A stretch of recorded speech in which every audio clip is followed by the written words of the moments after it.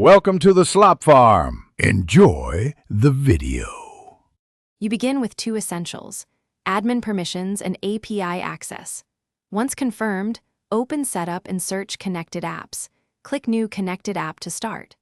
Enter a clear name and contact email, then enable OAuth settings so Salesforce will accept callbacks. Make sure to paste your callback URL exactly and select required OAuth scopes like full, refresh token. You do this now because correct scopes and callback prevent later auth failures and save time during testing. Once done with basic info, focus on security and flow details. Choose the OAuth flow that matches your client and set the OAuth scopes for minimal required access. This limits blast radius if credentials leak. Configure IP restrictions and refresh token policies to control sessions.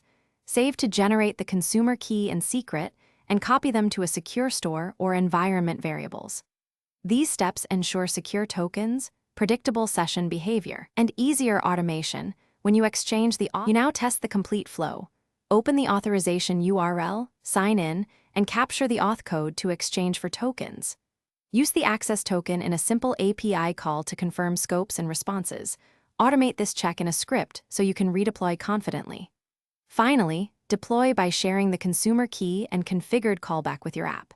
If you see 401 or invalid grant, make sure the callback matches exactly, system clocks are synced, and the app hasn't been revoked.